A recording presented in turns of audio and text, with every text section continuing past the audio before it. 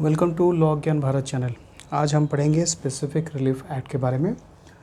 कभी आपने सोचा ये जो वर्ड स्पेसिफिक है, रिलीफ मतलब तो आप लोग समझ रहे होंगे, स्पेसिफिक मतलब स्पेसिफाइड मतलब जो फिक्स्ड।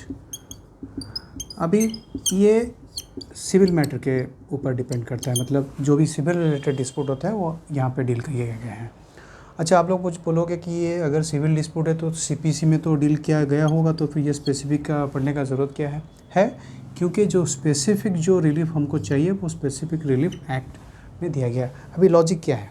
लॉजिक ये है, सिविल प्रोसीड्यूर कोड में आपका जो भी सिविल प्रोसीड्यूर को दिया गया है, मतलब जो स्पेसिफाइड, मतलब जो डिस्प्यूट वो जनरली बहुत मतलब रिपीटेडली अराइज किए गए हैं, तो उसके लिए स्पेशली एक एक्ट बना दिया गया है क्योंकि स्पेसिफिकली वही चीज़ को इस एक्ट में डील की जाएंगे। अभी आप लोग समझ लीजिए, सपोज़ एक है जनरल और ये स्पेसिफिक। जनरल मतलब overall general. Suppose for example आप समझ लीजिए, हालांकि एग्जाम्पल में एक क्या मजाक के तौर पे बोल रहा हूँ। सपोज़ दो बच्चे हैं, एक बच्चे ने दूसरे बच्चे को थप्पड़ मारा, तो जनरली क्या होता है? जनरल रिलीफ ये है, सपोज़ मैं एक बच्चा हूँ और एक बच्चे को जो स्कूल में झगड़ा होता है ना, तो एक बच्चा दूसरे बच्चे को थप्पड़ मार देता है, तो दूसरा बच्चा होता है तो मैं भी थप्पड़ मारूंगा। जनरल प्रिंसिपल के पास जाते हैं, तो रमेश ने सुरेश को मारा, तो प्रिंसिपल जो मैडम है वो बोले सुरेश को, बोले चलो सुरेश तुमने गलती की, रमेश को मारा, चलो रमेश से माफ़ी मांगो उससे। रमेश बोलेगा नहीं, माफ़ी तो ये जनरल रिलीफ हो गया, मुझे स्पेसिफिक रिलीफ चाहिए। तो प्रिंसिपल मैडम बोली अभी ये स्पेसिफिक रिलीफ क्या चाहिए ना, मैंने मार खाई है तो मैं भी मार दूंगा, मतलब जो मैंने सफ़र किया है मुझे उसी स्पेसिफिक मुझे रिलीफ चाहिए। हालांकि एग्जाम्पल एप्लीकेबल नहीं है, ये एक मजाक के लिए ऐसे ही समझ रहे, तो थोड़ा समझ लेते हैं इसको डिटेल्स में। फॉर एग्जाम्पल एक कॉन्ट्रैक्ट है। कॉन्ट्रैक्ट मतलब मैंने एक आदमी के साथ एक कॉन्ट्रैक्ट बनाया कि मैं एक पर्टिकुलर टाइप का, सपोज़ ये पेन, पर्टिकुलर टाइप का पेन बनाऊंगा, ठीक है, बना के उसको दूंगा। टाइम लिमिट फिक्स हो गया, कॉन्ट्रैक्ट बन गया, हाँ 30 दिन में इस रेट में, सपोज़ 100 रुपया पर पीस में। डिज़ाइन मैंने जो जिस हिसाब से डिज़ाइन दिया उसी हिसाब से डिज़ाइन वो बना कर देगा। अभी वो क्या हुआ, 30 डेज़ के अंदर वो चीज़ ये इस जो पेन वो बना के नहीं दिया, तो जनरल रिलीफ क्या है? अरे भाई कॉन्ट्रैक्ट ब्रीच हुआ है तो आप डैमेजेस या फिर कंपनसेशन ले लो। तो मैं बोलूँगा नहीं, मुझे जनरल रिलीफ नहीं चाहिए, मुझे स्पेसिफिक रिलीफ चाहिए। अभी स्पेसिफिक रिलीफ क्या है? स्पेसिफिक रिलीफ मतलब मैंने जो चीज़ मंगाई थी, ये पेन इसी डिज़ाइन का, इसी मेज़रमेंट का, मुझे वैसे ही चाहिए, तो वो है स्पेसिफिक रिलीफ। ठीक है ना, मतलब स्पेसिफाइड या फिर फिक्स्ड, जिसको बोलते हैं फिक्स्ड या फिर स्पेसिफाइड। और एक एग्जांपल ले लेते हैं। सपोज़ मैं एक टेनेंट हूँ, ठीक है। अभी क्या हुआ, मैं ओनर नहीं हूँ, मैं टेनेंट हूँ, तो मैंने क्या किया, सपोज़ मैं घर में हूँ और मैंने भाड़ा 1 साल से नहीं दिया है। सुन लो थोड़ा से ध्यान से, मैंने भाड़ा 1 साल से नहीं दिया। अभी ओनर ने क्या किया, कुछ गुंडों को लगा के मुझे घर से निकाल दिया ज़ोर ज़बरदस्ती, ठीक है ना। तो अभी जनरल रिलीफ क्या है? तो जो पंचायती बैठते हैं, तो ठीक है तुमने तो भाड़ा तो नहीं दिया है, तो फिर अगर ओनर ने निकाल दिया, ठीक है आप 50,000 1 लाख रुपया ले लो। तो मैं क्या बोलूँगा, नहीं मुझे जनरल रिलीफ नहीं चाहिए, मुझे तो भाई स्पेसिफिक रिलीफ चाहिए, मैं जो घर में हूँ उसी घर में मुझे वापस दे दो, तो वो है स्पेसिफिक रिलीफ। समझ गए अभी? इसीलिए स्पेसिफिक रिलीफ और ये जनरल रिलीफ के बजाय ये स्पेसिफिक वर्ड यूज़ किया गया है। हालांकि ये जो स्पेसिफिक रिलीफ है ये भी सीपीसी में, मतलब सारा जो सीपीसी का प्रोसीजर है वो भी सेम ही है, बट ये जो है ये सीपीसी में सेक्शंस 94 के अंदर भी दिए गए हैं, मतलब दो इंसिडेंटल प्रोसीडिंग्स है, क्योंकि ये स्पेसिफाइड है, स्पेसिफिक है, तो वो स्पेसिफिकली डील किया गया है स्पेसिफिक रिलीफ एक्ट में। अभी नेक्स्ट आगे हम लोग जाएंगे, एक है रिकवरी ऑफ पोजीशन। ये बहुत ही इंपॉर्टेंट क्वेश्चंस हैं, वो जुडिशरी मेंस में आते हैं और प्रीलिम्स में भी आते हैं, तो थोड़ा वो समझ लेते हैं। क्या ना, रिकवरी ऑफ पोजीशन, ठीक है। अभी रिकवरी ऑफ पोजीशन का वर्ड तो आपको पता है, रिकवरी का वर्ड भी पता है। अभी रिकवरी पोजीशन 2 टाइप के हैं।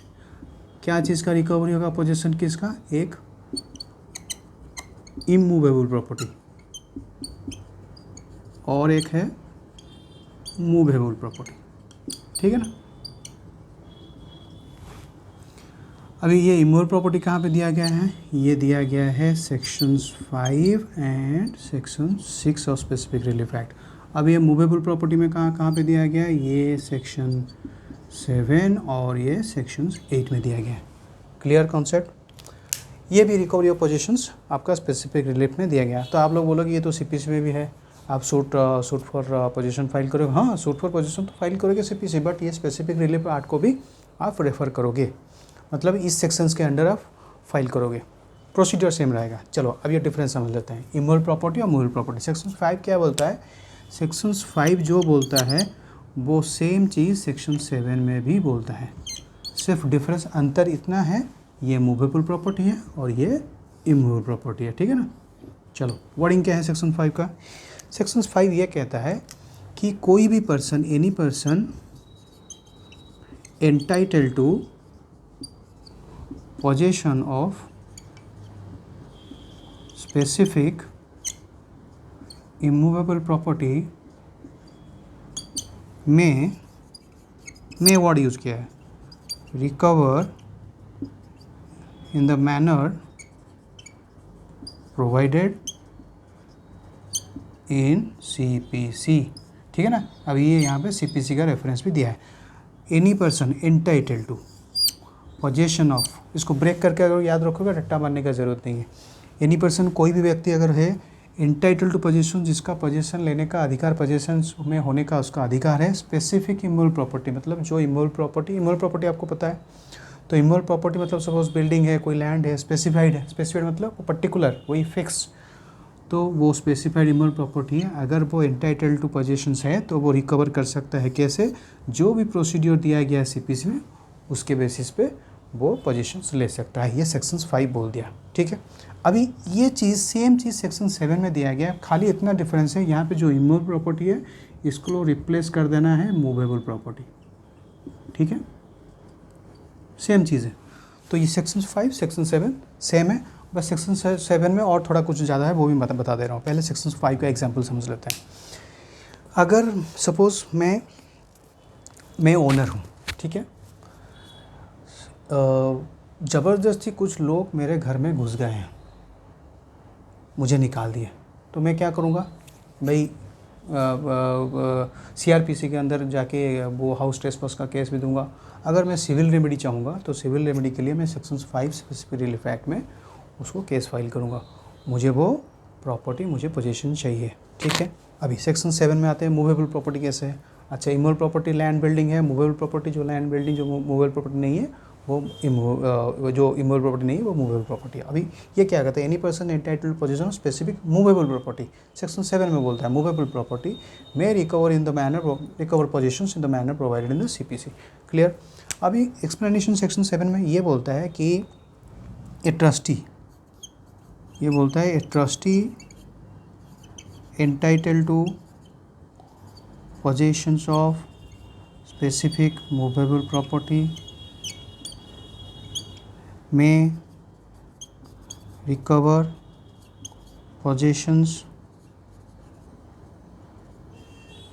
इन द इंटरेस्ट ऑफ बेनिफिशियरी, ठीक है। सेम चीज़ है, इंडिविजुअल हो, ट्रस्टी हो। ट्रस्ट मतलब समझ गए आपको, ट्रस्ट मतलब क्या है, अगर 5-6 जन मिलके किसी को एक को रिस्पॉन्सिबिलिटी दे देते हैं, ग्रुप ऑफ पर्सन्स कि आप संभालो, तो अगर वो ट्रस्टी के हाथ से कोई भी प्रॉपर्टी निकल जाता है, मूवेबल प्रॉपर्टी कोई भी हो, मूवेबल प्रॉपर्टी कुछ भी हो सकता है, कॉइन हो सकता है या फिर आपका फर्नीचर हो सकता है, जो भी मूवेबल हो, या फिर आपका कुछ चीज़ हो, जो थिंग और जो आर्टिकल है, कुछ भी अगर खो गया है और उसको पता है कि हाँ इस वो दूसरे आदमी के पास है, तो वो सेक्शन 7 के अंदर जाके वो सूट फाइल करके रिकवर कर सकता है। और एक चीज़ सेक्शन 7 ये बोलता है कि स्पेशल बोलता है और temporary positions is enough to bring या फिर file suit under section 7 of specific relief act, कि अगर आपके पास स्पेशल पोजीशन या फिर टेम्पररी राइट ऑफ पोजीशन है। स्पेशल राइट हो, क्या चीज़ बोलता है सेक्शन 7 एक्सप्लेनेशन में, स्पेशल राइट टू पोजीशन, और एक है टेम्पररी राइट टू पोजीशंस। अभी इसको समझ लेते हैं, राइट टू पोजीशन, ठीक है। स्पेशल राइट और एक टेम्पररी राइट। टेम्पररी राइट क्या है? सपोज़ फॉर एग्जांपल आप समझ लो कि मैं रास्ते में जा रहा था, मुझे एक रिंग मिली, रास्ते में मिला हुआ, तो मैं कौन हो गया? मैं हो गया फाइंडर, मुझे मिला, तो ये हो गया फाइंडर ऑफ गुड्स। ठीक है ना?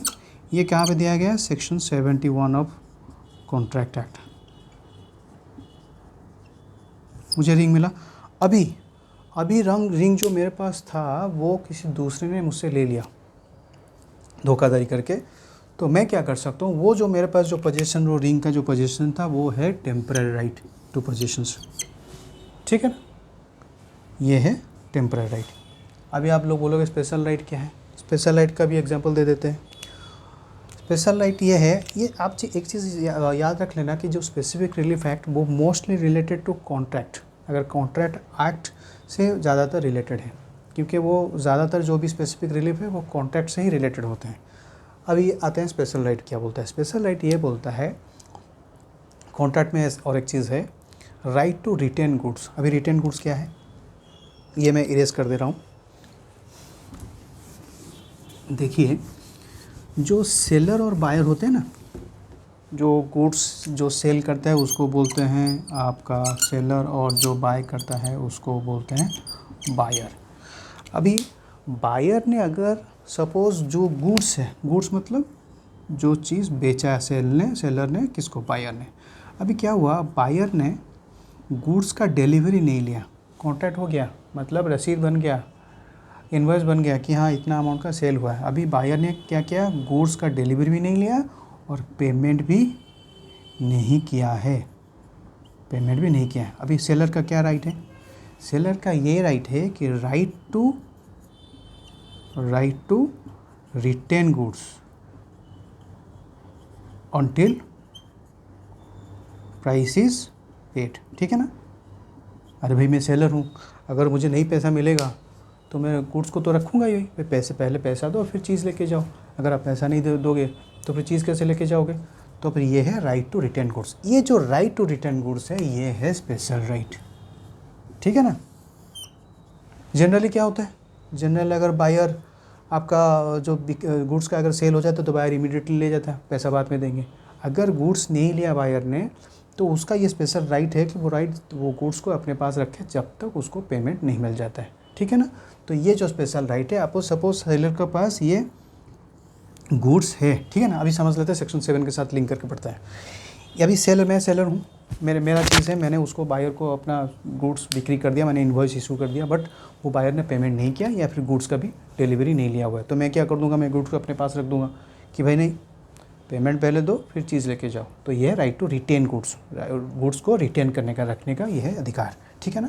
अभी मेरे पास अधिकार, अभी बायर क्या हुआ, चोरी छुपे ज़बरदस्ती क्या किया, गुड्स अपने पास ले लिया। ये तो सीआरपीसी क्राइम हो गया, बट हम लोग सिविल के पास सिविल रेमेडी चाहते हैं, तो फिर ये है जो मेरे पास राइट है। अभी मैं क्या करूँगा, मैं सेक्शन 7 में सूट फाइल करूँगा, section 7 of the specific relief act, कि जो मेरे पास स्पेशल राइट था और जो राइट टू रिटेन गुड्स है उसको वायोलेट करके वो ज़बरदस्ती मुझसे वो चीज़ ले लिया, तो मुझे वो वापस चाहिए। समझ गए? सेक्शन 7 में आपका हो गया कि अगर मूवेबल प्रॉपर्टी है तो वो आप सीपीसी जो का प्रोसीड्यूर है उसको फॉलो करके आप रिकवरी कर सकते हो। एक्सप्लेनेशन 1 को कहता है कि जो ट्रस्टी है वो भी आपका जो मूवेबल प्रॉपर्टी है वो भी अपने पास ले सकता है। एक्सप्लेनेशन 2 का कहता है कि अगर स्पेशल या फिर टेम्पररी राइट टू पोजेशन है वो भी इनफ है, वो भी सफिशिएंट है to file a suit under section 7। Special right क्या है? अगर सपोज से मैं फाइंडर हूँ, अगर मेरे पास स्पेशल राइट मतलब जो राइट टू रिटेन गुड्स वाला एग्जांपल है, और वो जो टेम्पररी राइट है वो जो फाइंडर ऑफ द गुड्स वाला एग्जांपल है। क्यों फाइंडर? मेरे पास वो चीज़ है, वो वो मिला, रास्ते से पड़ा हुआ था, मुझे मिला, तो मैं वापस करूँगा ओनर को। कोई दूसरा अगर ले जाता है तो फिर मैं सेक्शन 7 को फाइल करूँगा, भाई मुझे वो डिलीवरी पोजीशन दो। समझ गए? सेक्शन 7। अभी सेक्शन 5 और सेक्शन 7 सेम है। उस 5 में आपका इमूवेबल प्रॉपर्टी है और सेक्शन 7 में मूवेबल प्रॉपर्टी। सेक्शन 7 में 2 चीज़ एक्स्ट्रा है, वो स्पेशल टेम्पररी राइट वाला एक्सप्लेनेशन और ट्रस्टी वाला एक्सप्लेनेशन। क्लियर? अभी नेक्स्ट सेक्शन 6 और सेक्शन 8, ये मैं पूरा इरेज कर दे रहा हूँ। सेक्शन 6, ठीक है ना? सेक्शन 6 ये कहता है,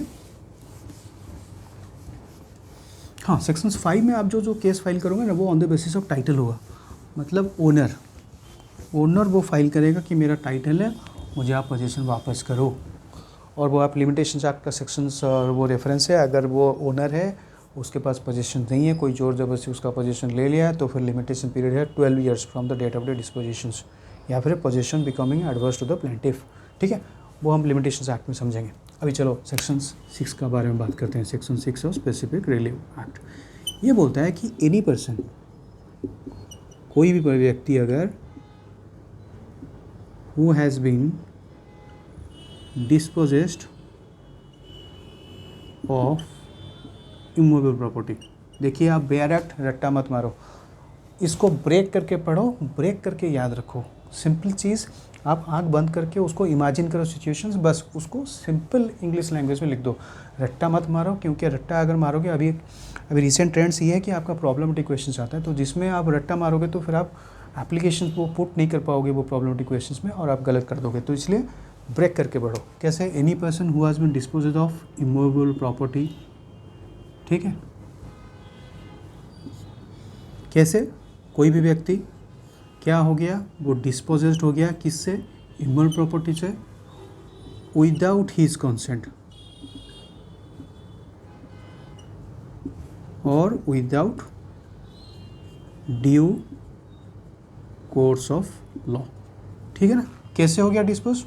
उसके कंसेंट, उसके अनुमति के बिना, और कोर्स ऑफ लॉ मतलब जो लॉ के प्रोसेस है वो बिना फॉलो ना करते हुए। अभी सपोज उसका एग्जांपल भी हम लोग समझ लेते हैं। पहले ये बेयरट का लैंग्वेज पढ़ लेते हैं। ये तो एनी पर्सन मतलब कौन कौन? ही, जो डिस्पोजेस हुआ है वो खुद सूट फाइल कर सकता है, या फिर any persons claiming under him. मतलब अगर सपोज मैं एक किसी में घर में हूँ, मैं एक घर में टेनेंट हूँ, भाड़ा पे रहूँ हूँ, अभी मुझे क्या किया वो ओनर ने जोर ज़बरदस्ती मुझे घर से निकाल दिया, तो मैं केस कर सकता हूँ ही और any persons claiming under him, मतलब मेरे अंडर जो क्लेम कर रहा है। कैसे? मेरे अंडर अगर कोई सबलेट किया हो गया तो वो सबलेट जो है वो क्लेम कर सकता है, या फिर और persons through whom he has been in possession।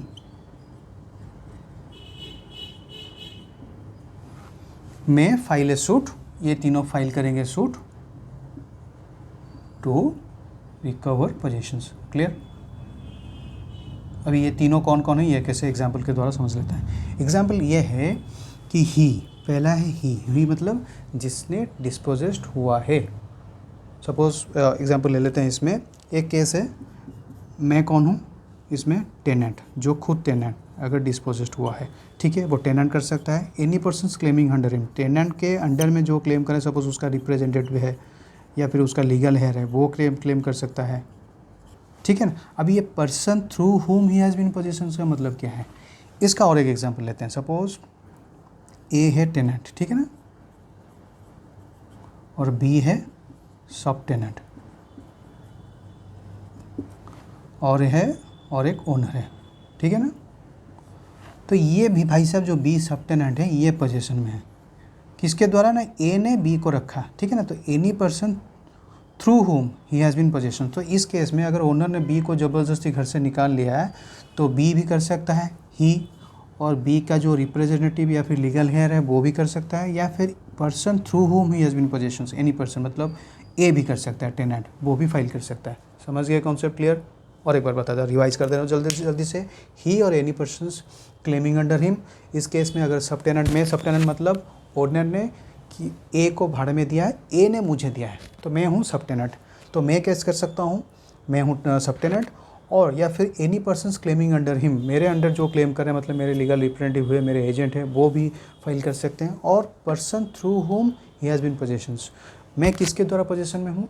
जो मेरा जो टेनेंट है, मतलब मैं सब टेनेंट हूँ, जो टेनेंट ने मुझे रखा, तो वो भी क्लेम कर सकता। ठीक है? ये तीनों क्लेम कर सकता है। इसमें एक लिमिटेशंस भी है कि ये है पहला कंडीशंस 1। अभी 2 समझते हैं। 2 ये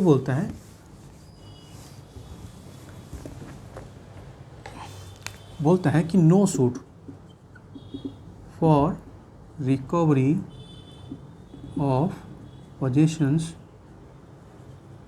कैन बी फाइल्ड क्या, एक बोलता है कि after expiry of 6 months from the date of dispossessions, और एक है अगेंस्ट गवर्नमेंट।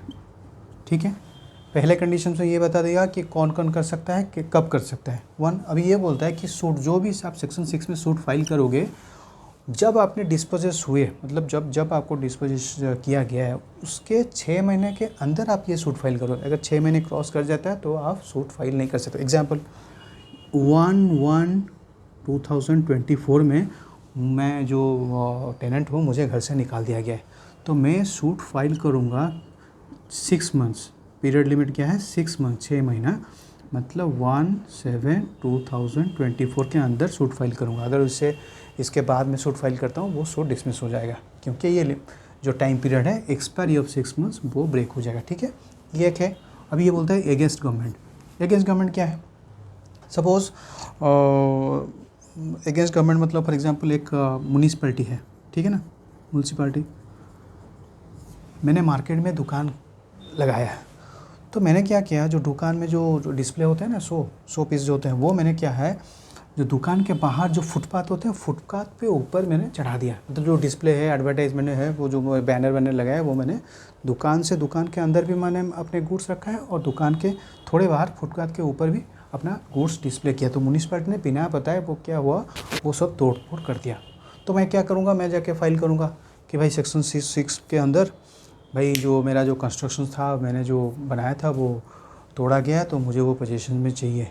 तो ये भाई बोलेंगे, सेक्शन 6 बोलेगा नहीं भाई, आप तो गवर्नमेंट के अगेंस्ट में आप केस नहीं फाइल कर सकते। ठीक है ना, क्लियर। अभी और एक चीज़ बोलता है लिमिटेशंस, कि अगर जो भी सेक्शन 6 में जो भी ऑर्डर दिया जाता है उसके अगेंस्ट में आप no review, neither review nor appeal can be filed against any decree or passed under section 6 of SRA specific relief act. मतलब जो सेक्शन 6 में आप अगर प्लेंटिफ हो, आप अगर सूट फाइल करते हो, तो जो भी उसमें डिक्री या फिर ऑर्डर होगा उसके अगेंस्ट में आप अपील नहीं कर सकते और रिव्यू भी नहीं कर सकते। ठीक है, लॉजिक क्या है, ये जो स्पेसिफिक रिलीफ है इसका मतलब यही है कि जल्द से अगर सिविल प्रोसीजर को बहुत लंबा प्रोसीजर, तो जल्द से जल्द रिलीफ मिले। तो अगर एक बार ये ऑर्डर पास हो गया और उसके ऊपर आप अपील फिर करोगे या फिर रिव्यू करोगे, वो तो फिर लंबा प्रोसेस चलता जाएगा। तो केस को जल्दी से ख़त्म करने के लिए या फिर उसको एंड करने के लिए, to reach at the end, तो ये क्या किया उसने, लिमिटेशन लगा दिया कि रिव्यू और या फिर आप अपील नहीं कर सकते। तो फिर आपका रेमेडी क्या है, रेमेडी ये है, इसमें ये बोल दिया कि आप ओनली रेमेडी ये है कि आप रिवीजन के लिए अप्लाई कर सकते हो। रिवीजन कहाँ पे है, सेक्शन 115 ऑफ द CPC। वो आप जब CPC पढ़ेंगे उसमें बात करेंगे। तो वो रिवीजन सिर्फ आपका रेमेडी है। ठीक है ना। तो फर्स्ट पहले कंडीशंस बता दिया कौन कौन फाइल कर सकता है, कब फाइल कर सकता है। सेकंड कंडीशंस में ये बता दिया कि आप अगर 6 महीने के बाद नहीं कर सकते या फिर गवर्नमेंट के अगेंस्ट में नहीं कर सकते। और थर्ड कंडीशन में ये बता दिया कि ना ही आप अपील फाइल कर सकते हैं या फिर रिव्यू फाइल कर सकते हैं, तो ओनली रेमेडी इज़ रिवीजन। अभी फोर्थ केस में क्या बोलता है, फोर्थ केस में क्या ये बोलता है कि सूट फाइल अंडर सेक्शन 6, जो भी आप अंडर सेक्शन 6 में आप जो सूट फाइल करते हो SRA में, दैट डू नॉट बार या फिर restrict a person to file a suit for recovery of possessions on the basis of title. ये ध्यान से याद रखना, टाइटल। इसका एग्जांपल समझ लेते हैं। सपोज फॉर एग्जांपल मैं हूँ ओनर, ठीक है ना, अभी ओनर हूँ, सिविल रेमेडी का बात कर रहा हूँ, तो मुझे कुछ लोग जोर ज़बरदस्ती, गुंडा लोग क्या किए, मुझे घर से निकाल दिया जोर ज़बरदस्ती। गुंडा लोग हो या फिर मेरा भाई हूँ, मेरा जो सपोज़ बाप दादा की प्रॉपर्टी, एंसेस्ट्रल प्रॉपर्टी है, और मैं ओनर हूँ, मेरा भी ओनरशिप है, उसका मेरे भाई का भी ओनरशिप है। तो मेरे भाई ने क्या किया, ज़बरदस्ती मुझसे घर से निकाल दिया है। ठीक है ना। पर मैं तो एंटाइटल्ड हूँ क्योंकि मेरा 50% ओनरशिप है, तो मैं तो मुझे भी पोजीशन में रहना चाहिए और मेरा भी टाइटल है उसमें 50%। बट मेरे भाई ने ज़बरदस्ती मुझे निकाल दिया, तो मैं क्या करूँगा, उसमें यहाँ पे भी सेक्शन 6 में फाइल कर सकता हूँ। और मैं क्या करूँगा, अपने टाइटल के बेसिस पे कि मैं भी ओनर हूँ, तो टाइटल के बेसिस पे भी सूट फाइल कर सकता हूँ, ठीक है ना। तो सूट दो प्रकार के, एक तो on the basis of title जो सेक्शन 5 में बताया गया है, सेक्शन 5 ऑफ SRA, और सेक्शन 6 में कोई भी यहाँ पे टाइटल का ज़रूरत है। अभी मैं एक कंपैरिजन सेक्शन 5 एंड 6 का कर देता हूँ, ठीक है। अभी 6 का समझ लियोगे, सेक्शन 5 और सेक्शन 6 का कंपैरिजन, ठीक है। ये है सेक्शन 5 ऑफ SRA और ये है section 6 of SRA, specific relief act. Section 5 में क्या होता है कि any person entitled to possession of specific immovable property में recover it in the manner provided in the CPC। तो इसमें टाइटल का होना है, मतलब ओनरशिप होना ज़रूरी है, ठीक है ना। और यहाँ पे सेक्शन 6 में क्या बोलता है कि टाइटल होना ज़रूरी नहीं है, तो कोई भी। अच्छा, एग्जाम्पल समझ लो, मैं हूँ ओनर, मतलब मैं को ओनर हूँ, मेरा भाई भी है और मैं भी हूँ, तो मेरे भाई ने मुझे ज़बरदस्ती घर से निकाल दिया, तो मैं क्या करूँगा, सेक्शन 5 में फाइल कर सकता हूँ, हाँ, on the basis of title में भी क्लेम कर सकता हूँ, और इसमें सेक्शन 6 में भी कर सकता हूँ, हाँ भाई कर सकता हूँ, क्योंकि यहाँ पे टाइटल का ज़रूरी नहीं है, ठीक है ना। तो यह दोनों केस में फाइल कर सकता हूँ। तो बट अगर सब टेनेंट हो या फिर टेनेंट हो, तो टेनेंट अगर है, टेनेंट का तो टाइटल नहीं है, तो टेनेंट अगर है, ये अगर ओनर है, ओनर का अगर डिस्पोजेशन हुआ है वो सेक्शन 5 में भी कर सकता है, सेक्शन 6 में भी कर सकता है। मगर मैं अगर टेनेंट हूँ या फिर सब टेनेंट हूँ या कोई और भी हूँ जिसका टाइटल नहीं है, इसका ओनर सब टेनेंट और सब टाइटल का जिसका टाइटल नहीं है, तो वो सेक्शन 5 में फाइल नहीं कर सकती, क्योंकि सेक्शन 5 में तो टाइटल चाहिए। और क्या वो सेक्शन 6 में कर सकता है? हाँ भाई, सेक्शन 6 में कर सकता है। नेक्स्ट क्वेश्चन ये होता है कि अगर कोई आदमी क्या साइमल्टेनियसली 2 सूट फाइल कर सकता है? सपोज़ मैं क्या करूँगा, मैं ओनर हूँ, मुझे घर से निकाल दिया गया है, तो मैं क्या करूँगा, सेक्शन 6 में भी एक पिटीशन सूट फाइल कर देता हूँ और एक सेक्शन 5 में भी सूट फाइल कर देता हूँ, ठीक है ना। बोलता है कि मुझे अगर सेक्शन 6 में रिलीफ नहीं मिलता है तो फिर मुझे सेक्शन 5 में रिलीफ दे दो। तो इसमें ये कंडीशन ये है कि सेक्शन 5 और section 6 both are mutually exclusive, ठीक है ना, but cannot be combined together. मतलब आप जो रिलीफ है वो दोनों एक साथ नहीं क्लेम कर सकते, क्योंकि कॉन्ट्राडिक्टरी हो जाएगा।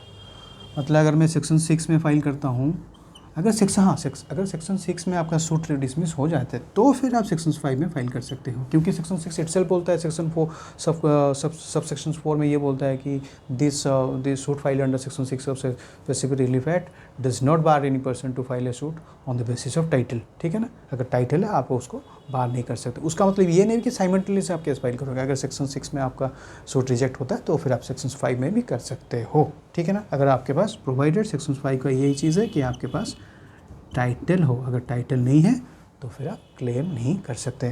क्लियर। सेक्शन 5 और 7 का आपका लिंक है दोनों। ये सेक्शन 5 जो है वो आपका इमूवेबल प्रॉपर्टी और सेक्शन 7 का जो है वो मूवेबल प्रॉपर्टी, ठीक है। और सेक्शन 6 ये बोलता है कि any person dispossess of the immovable property, अगर कोई प्रॉपर्टी से डिस्पोजेस हुआ है तो उसका रिलीफ क्या है, ठीक है ना।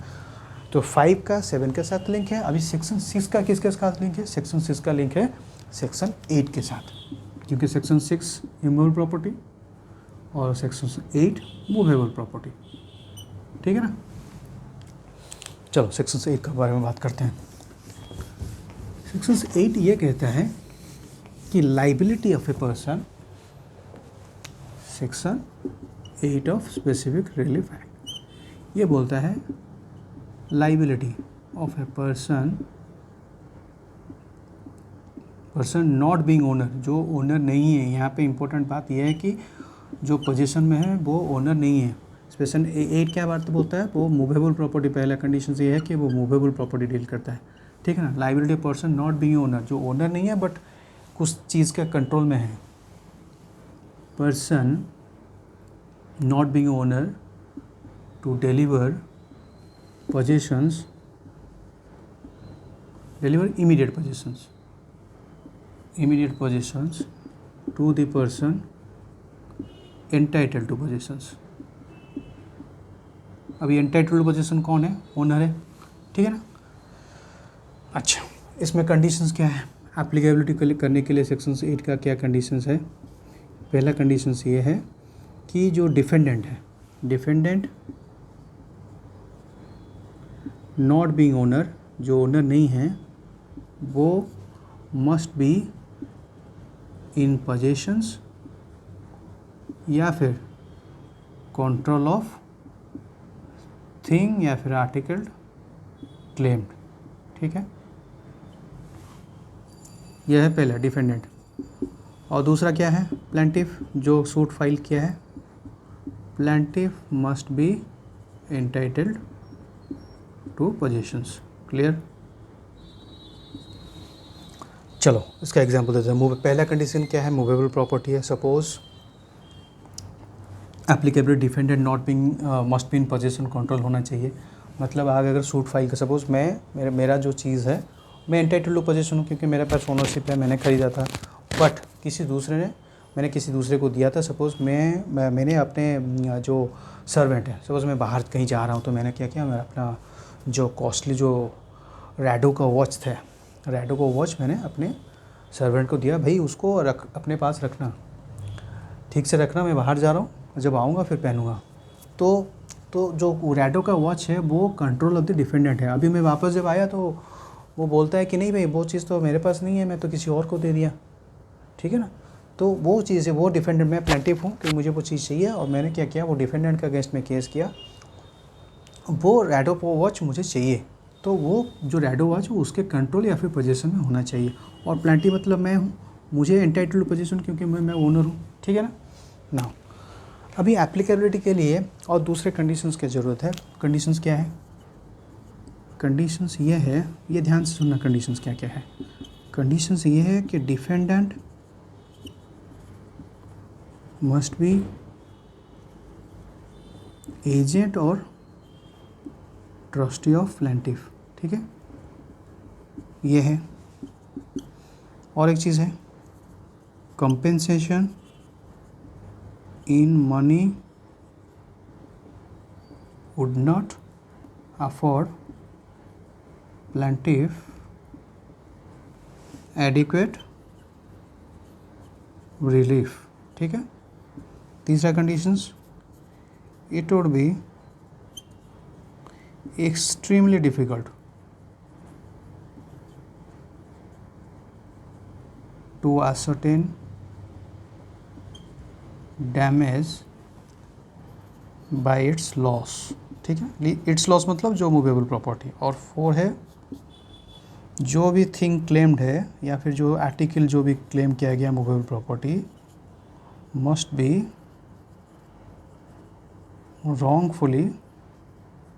wrongfully transferred from plaintiff। ठीक है ना, ये है कंडीशंस, ये है एप्लीकेबिलिटी। मतलब जो डिफेंडेंट को वो मैं केस कर रहा हूँ, वो पोजीशन, वो जो चीज़ मैं मांग रहा हूँ वो पोजीशन और कंट्रोल में, उसके पोजीशन या फिर कंट्रोल में होना चाहिए, मूवेबल प्रॉपर्टी।